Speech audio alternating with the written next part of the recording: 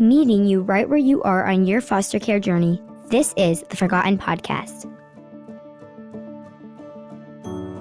Hello and welcome to the Forgotten Podcast. I'm your host, Jamie Cabe, and I am so happy to be with you. If you are part of the foster care community, passionate about serving, or simply interested in learning more, we are here for you. In every episode of this podcast, you will hear stories from men and women who have experienced foster care to one degree or another. They may have grown up in the system, are caseworkers, foster parents, or others who are here to bring you hope or encouragement. If you enjoy this podcast, please subscribe and share it with a friend. And remember, you are not alone. I hope you enjoy the Forgotten Podcast. Today on the podcast, I have Kayla Moffitt. And Kayla, my goodness, I would love to spend the whole episode talking about her story, but we're going to kind of go in a different direction. But Kayla went from 0 to 5 children at once. They were siblings that were living in foster care, but they had been separated for the majority of their time in care. And so her and her husband were able to bring all of them in and adopt them all. Among all of your children, there are a variety of diagnoses. And because of this, you found yourself really struggling through some hard times in parenting, figuring out, what behaviors are, I'm sure, questions like, is this because of adoption? Is this from trauma? Is this normal? Right. All of these things. But it really helped you find something we call TBRI. And we're going to talk about that. You became trauma informed, and it really, really has benefited and helped your family. And now here you are passionate about helping other parents, specifically moms. It seems like you have a real soft spot for other moms. For sure. Yeah. When starting out this journey, I was broken, myself. And then our kids, came to us from a broken situation. And so navigating those first months and even years, it was difficult. Yeah. And so I found myself, really navigating towards encouraging the mom specifically. I love that. Well, and I was looking all over your Instagram today, and one, you just do a really great job at showcasing the stuff you put out there. The design is very appealing, very interesting, but the stuff you put out there, the content is very good and valuable. And thank you for doing that. I know that takes time. Is that life-giving to you? Yes. Yeah. I really want to be raw and open, in our journey. But protecting, my kids' stories and keeping all that in consideration, but also just showing that, on the Christian side of foster care, it's not, you bring these kids in and then life is fantastic. And, right. And that's something that I was, I want to say misinformed, but, ignorant, whenever I started the journey, when we started, because we thought that we could, bring the kids in and love would change everything and that would be it. And so realizing that that's not the case, that you have to be trained and you have to have a support system, being able to give that and push that out, and everything that I've learned, pushing that out to other people is something I'm passionate about, and just helps me knowing that I'm, maybe helping someone else to not feel all those feelings that, I felt in the beginning. For sure. Yeah, no, I love that. I would love to hear about some of those early days. I mean, so my husband and I went from 3 to 5 kids, but then our 6th child came about 5 months after that. So I say often we went from 3 to 6, but man, going from 0 to 5, I mean, I know what that did to me. I'm just happy you're alive, Kayla. Right. I know. I don't know how we've made it to this day. But oh my goodness. Talk about, yes. Talk about some of those early days, some of the early kind of like wake up call of like, oh boy, this is hard. Well, the week that our kids were supposed to move in, my dad passed away from COVID. So he battled COVID for 3 weeks and then passed away. And so that, when I say I was broken, you know, like, I mean, I was broken. Like, my dad was the backbone of our family. They were our support system. You know, you're filling out your foster care packet and the adoption packet. It's like, who's your support system? That was my parents. And so not having him anymore and learning how to parent while grieving your parent. Oh, how sad. I don't miss those days, No. you know, so there was so much in the beginning that it was just like, I didn't know what I was doing, you know, and then I was questioning, you know, like, why would this happen at this time? You know, like, what is going on, Lord, you know? But gosh, everything from, you know, just going from me and my husband, Jerad, to, you know, there's 5 kids in the home and putting them to sleep and getting them ready for school in the morning, like, and doctor's appointments and therapists. And I mean, it was just a whirlwind. Like I said, days that I don't miss. We were in survival mode for a long time. Yes. And I'm thankful to be out of that place and in a place of thriving. You know? I love it. Tell me what were the ages of the kids when they moved in? They were 3. There's so many of them. 4, 6, 10, and 13. Wow. Yeah. So, you know, just jumping right in. All right. Yeah. Wow. So all from, you know, potty training to teenage boyfriends. You know, it was not fun. It's still not fun. Wow. Yeah. And when they first came, was it expected? Like, were you pursuing adoption or were you pursuing foster care for the sake of reunification? So we were ready to start our family. We never struggled with infertility. That's not part of our story. We just felt that we were connected to an organization called Project Zero in Arkansas. And so they connect waiting children whose, you know, parental rights have already been terminated for their parents. And so they were looking for that forever family. And so we opened up as a foster home with the intention to connect and match with children who there was no going back. You know, their rights had already been terminated for their parents. So we knew going in, like, you know, that we were going to keep, you know, bringing them in our home for forever. We didn't think there would be 5, but yeah.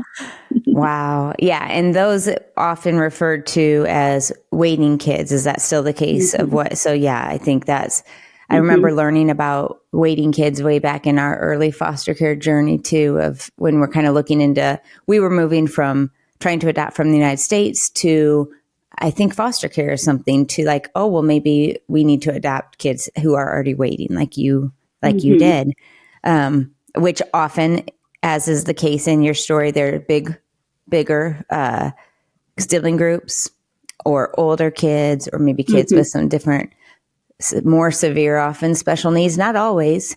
Right. But yeah. Wow. Okay. Well, so when did you first learn about TBRI?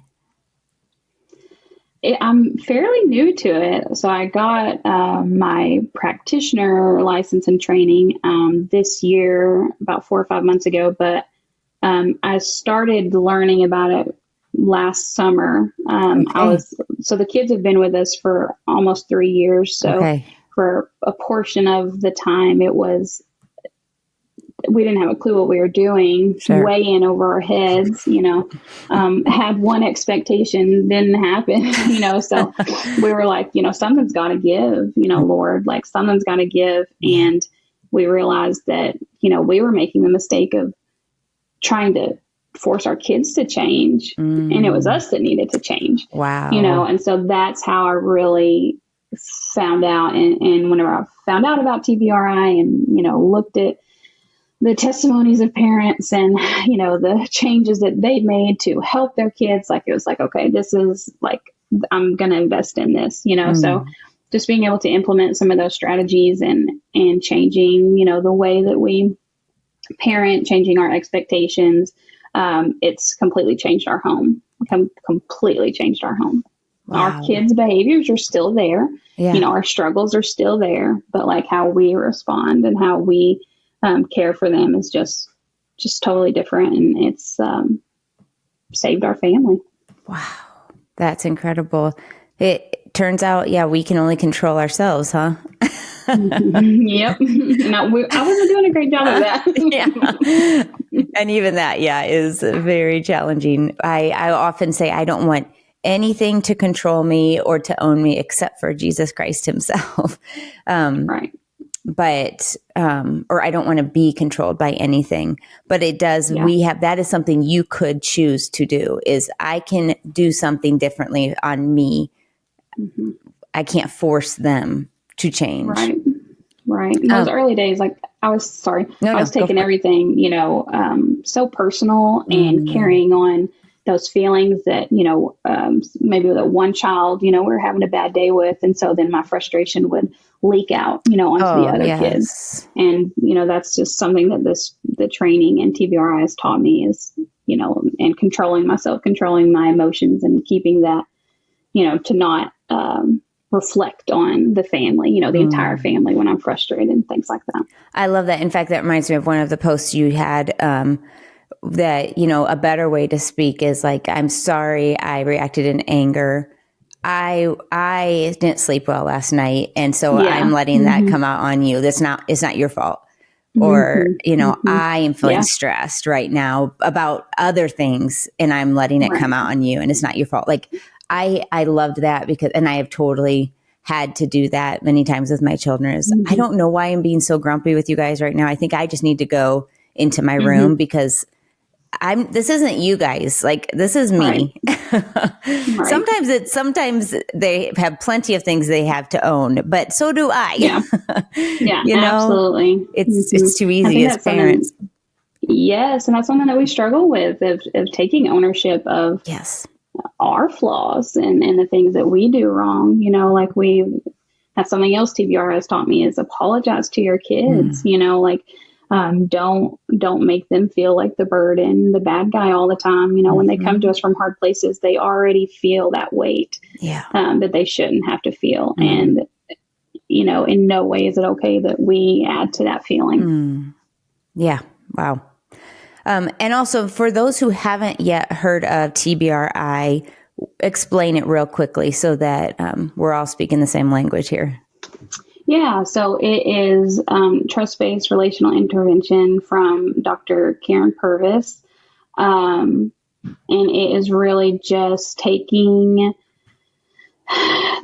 everything that we've learned and how we were raised maybe and the parenting skills that, were kind of passed down to us and just kind of breaking those to better our children who come to us from hard places or from trauma. It's, meeting their needs, getting on their level, and just making a lot of changes to ourselves is what it's been for me, so that the changes, I can start out the changes and then feed into my kids and just be better. But it has a lot to do with, being trauma focused, raising kids from hard places in the foster care system and the broken system. Yeah. Thank you for sharing that. I want to get really practical in a minute, but I do want to hear your heart for foster moms, for adoptive moms. So, like I said, in those early days, I was so broken. I didn't have a big community. I thought that I was supposed to do it all on my own. I was ashamed of some of the feelings that I was feeling. Yeah. I didn't want to say it out loud, and I had so much insecurity in my role as a mother to children who didn't come from me. And my children don't look like me. We're a transracial adoptive family. So I had so much insecurity there. And my heart just is for those women who feel like that too. They feel like they're way in over their head. They're having conversations with their old friends, and not to, downplay parenting are saying one's more difficult than another, Mm-hmm. but it's like you're having conversations with people who you did life with before foster care, and their complaints are, oh, my child got a B on their tests, and it's like, well, my child is having to go into psychiatric care for the weekend because of a suicide attempt, Right. it's so heavy. It's Right. and it just it changes everything. And my heart is just there for those women who felt like I did, and I still do at times. I recently did a survey for about 50 to 60 women, and it was like 67% of them said that they struggle with insecurity as a foster and adoptive mom. And so just bringing light to that and knowing that you are not alone in this, For sure. That's where my heart is. Yeah, that's awesome. We need, and I love how you go first. That's kind of one of my, if I have some of my own kind of core values, that's kind of one of mine is I'll go first. I want to share so that people can say, okay, I can share too. Like putting, like how you said earlier, you used to feel like I can't tell that. I could not say that out loud. But when you do, you recognize, one, other people realize you're a safe person to come to, but also, isn't it healing for you too? Because you start to hear it from them. Like, well, I feel that too. It's scary to go first. Yeah, it is. But just knowing that you're making a difference for others, and that you're like providing that space for them and for yourself. It goes both ways. Like we can be the village. We can be the village just as much as we need the village. Right. We for sure need each other. That's true. Okay. I want to talk about how this plays out practically in real life, because I do remember when I first started learning, and I did not get I was not a practitioner. So early on when it was coming out and they were showing videos and stuff, I'd see a video and then I'd try something and I was like, well, this doesn't feel like it works. Right. And you're sitting there with your kids. They're lying. You're trying to say, let's try that again. They're lying again. You're like, my voice is soft. I'm being kind. They lie again. You're angry, like I just remember being like, this doesn't work, but I don't think I was doing it completely right. And we know it's not I think what you said beautifully, this is not a step-by-step 1 + 1 = 2. This is a different approach, right? A different way of thinking. Right. But speak to that. Do you hear that from people? Yeah. And still myself, like, I mean, there are absolutely days still where I just, my husband tells me like, you got to step away, like this, you guys are not, maybe me and one of the girls, it's like, we're not talking kindly to each other, she's heated. I'm not regulating myself, step away, so it's not something that like I've got down, I'm not Karen Purvis, that's for sure. But it, just, I think the biggest thing for me is validating my kids and their feelings. That's what I've learned the most from this. And so anytime, they're upset, if I can validate their feelings, tell them, hey, I know that this is a big deal to you, but we're not going to lie, we're not going to hit, we're not going to hurt ourselves, we're not going to run away. We're going to work through this, and tomorrow is going to be a better day. And so, like I said, there are still absolutely days that I don't do it right and that we struggle. But day by day, just, in the heat of the moment, getting yourself down on their level, talking kindly, giving choices, making them aware that, I feel you, I see you, but we're going to be okay, and just offering that immediate, reassuring love to them, that like, I still love you despite, this, like, this does not change. This is a challenge, but it doesn't change our love. Yes. Yeah. And it would also not, now some might think it looks like this, but it is not permissive parenting in the sense that just give them whatever they want. Right. No. So like if we're at the store and, my little one wants a toy and is upset about it, like, I'm not gonna buy the toy if I told him I'm not gonna buy a toy. Like, I'm not gonna give in to his tantrum or anything like that, but not, not using harsh words, not telling him to get over it, and things like that. These are the types of things that I'm talking about, like, how we were raised. I had wonderful parents. I'm not, but, just those almost generational curses of parenting that we, I don't want that for them. And so like, it's not giving in, it's just changing the direction or, redirecting. Yeah. I just think so much it's a posture of humility, a posture of kindness, where you're saying, I'm not going to be able to give you that, or I'm not giving you that. But not in cut it out. Stop it. I mean, I don't know. I think that you've said it better. Respect. You've said it better than I. Okay. I had a couple specific strategies that you've mentioned that I want to just ask about. Some have probably heard of this, but the whole time in versus time out. Let's talk through that. Yeah. So, one of the biggest things, I'm not going to say that's a failure. I don't want to use that word, but that we struggle with as parents is we don't like what our kids are doing right now. So you need to go, until you can behave in this situation, you're not welcome here. That's what that's saying. It may not be what we think at the moment, that we're saying when we say that, but that is what's being said, at least in their minds, and when kids, our kids that come to us from those broken relationships and hard places, they already feel, like I said, that weight of not being enough. I did something wrong. This is my fault that this didn't work out. And so then they hear that from us, and we're supposed to be, a new safe place for them.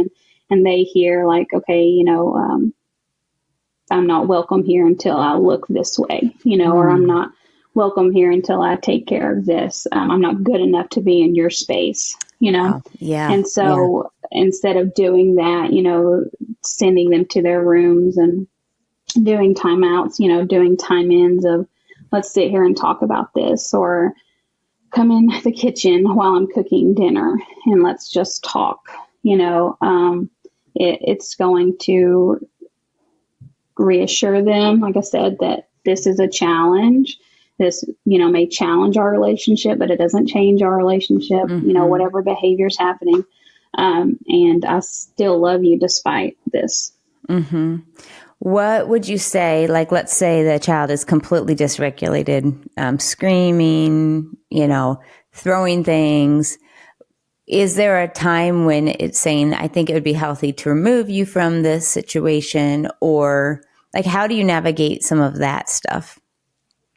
Yeah. So early on with one of our kids, I was definitely, sounds crazy, because they were this big, but definitely experiencing physical abuse from them. Literally have scars on my body from it. And at the time I didn't know what I was supposed to do, we were still very much in there and, trying to calm them down, trying out different holds that we had heard of, or just, close the door and let them go, and we don't experience that too much anymore. But I would think that removing them from, or maybe not removing them from a place, but removing everybody else from a place, would definitely. So if my child is completely dysregulated and getting violent and screaming, don't try and take them out, remove everybody else. And then I can sit there. It's not going to be a time to discipline. It's not going to be a time to speak much, but just, waiting for them to regulate themselves and trying ways to, for them to regulate themselves, of just knowing that I'm still there, maybe sliding over a snack, offering a snack, sliding over their favorite, stuffy or puppy, and pray that works out. Yeah, that's good. Is there a time, do you feel like when we talk about like sending a child away, would you say there's a difference between go to your room and if you need to go to your room? Yeah, for sure. Like for one of my girls, we don't have it anymore. We're in the process of moving, but we had a cool down chair for her that was in her room. And so just with the different diagnoses that she has, she needed that, but she also she's also one that she doesn't need to be told to go away. She doesn't need you to feed into her insecurity or self-doubt. But offering that space for her, it was like a hammock chair and she could like spin around in it. And it wasn't like go to your room. It was, let's have a seat in your cool down chair. And she knew that was like, she could cover herself up. That was her place to go to regulate. Yeah. It feels to me a little bit different in who's like it's giving them the choice. Would you like to go step away versus I'm sending you away? Yeah, for sure. Let's talk about, I guess we kind of have been, but you mentioned the word redirection. That's something I remember Dr. Purvis talked a lot about. Talk a little bit more about redirection. And in one of the posts you had like for the toddler who hits, for the child who screams, for the teen who shuts you out. One thing I appreciated the different ages, because again, back when I was learning about it, it felt like, okay, I think this could work for like my 2-year-old, but it feels harder for, some of the things I was seeing. But again, I did not have a full expansive view, but go ahead and share a little bit about redirection. Yeah, so I did that with the different ages just because 5 came to us, and so we were experiencing that, like getting maybe, a toddler talking back is, you can't deal with that the same as a teenager. So like with, I mentioned, with one of our babies, like they were very violent towards us. And so instead of hitting me, let's put a sticker on the ground and and call it a stomping sticker. And so you can stomp all that anger out, and whenever you're done, I can pick up the sticker and go throw it away. And it eventually becomes a game, for them. But it completely changes that rage to, I'm laughing with mommy now, we're having fun now. And then like up to the teenager, man, teenagers are hard. If anybody has some advice, bring it on to me. Yeah. But, with me and our oldest, it's been a challenge for sure. She was mama, to the babies. And so there's been that, just that division there. But just making intentional space for her, to talk to me. So whether that's going, she has a job now, so it's taking turns, me and my husband driving her to work and talking to her, going and getting a coffee with her. She's not one that is, loud in her, emotions. Like she's gonna, we're gonna sit down in a quiet place. So I haven't, dealt with too many, times of like with an older child needing to redirect, but just making sure that I offer a safe space for her, a time for us to, the little ones, like they take all of our time away, they're a lot louder than our older ones are. So making sure that I'm intentional with my time with her has, really saved and, added a lot of growth to our relationship. That's really beautiful. Speaking of like building connection, do you have any like practical other ways? You've mentioned some already, but any other ways that you really kind of are your go-tos? Yeah, so we do family game nights a lot. That really builds connection, putting away the screens. Let's play games. With my oldest, we do puzzles. So it's, just a time for us to, we're like maybe play some music. Let's chill out. We don't have to talk if you don't want to, but if you want to, we can, or it can just be passive conversation. And then my oldest and I also have a journal, a mother-daughter journal that we, ask questions or we share about our day. And, that's been like, one of her frustrations was that, she didn't she didn't know us. Mm. It's like, I don't know you and you want to be my parent. Wow. I don't know you, but you call yourself my mom. Wow. So it's like, okay, like, what do you want to know? I'm an open book. So I bought a book and she asks those questions, Wow. like, when you were my age, what did you do in this situation if you liked the boy, and just those little things that, well, they're little to me, but not to her. Yeah. And so, like, I want to make sure I have a space for her to connect with me and on her terms. I love it. One thing I do with my kids is it's very small, but I'm generally always up before my kids. And when they walk up, come into the room, come into the kitchen, just speaking out their name. Hudson, good morning. Hi, Dade. How's it going?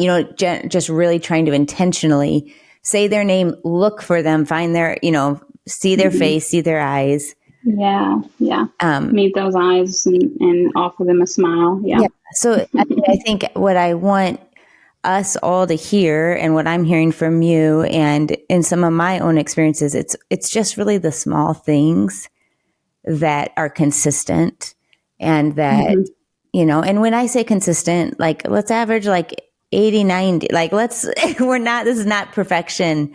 We're all imperfect human beings, but it's just kind of over time that you're moving in the right direction towards connection. For sure. Yeah. No, not perfect at all here. My kids are going to watch this and be like, Mom, you did not do that. You haven't done that in a while. But I'm trying. Okay. I'm trying. That's right. Oh, that's awesome.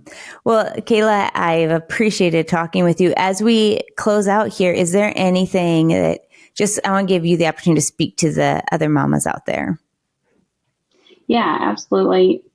If, you're hearing this and you're in a space of shame or guilt or regret, these words that we do not like to say out loud, that we, but keep us up at night. Just know that you're not alone, and there are safe spaces for you to find community. You can reach out to me. There are other people that you can reach out to, and find yourself a support group, find yourself a therapist. And talk through these things. That way your insecurities and those feelings don't, leak out onto your kids. One of my favorite quote is, if you don't heal from what hurt you, you'll bleed out on those who didn't hurt you. Yeah. And, that's what I was so guilty of in my first years, in my first months as a mom. I was so hurt, and so I was bleeding out onto my kids, and they're not the ones who caused the hurt, but as the leader of the home and, the person in the parental position, they thought like, oh, if, she doesn't like me, or, if she's feeling this way, it must be because of me. So definitely, healing your heart and healing your mind is a great step in healing any broken relationship that you may have with your kids right now. Wow. Well, thank you so much for being on today. And you just keep loving those kids and pursuing connection and trusting in the one who gives you the strength to do it all. Absolutely. Thank you, Jamie. Well, I hope that today's episode encouraged you wherever you are on your foster care journey. We want you to stay connected, so be sure to subscribe and turn on notifications so you will never miss an episode. Also, we have great content at theforgotteninitiative.org. Thank you for watching. I cannot wait to be with you next time.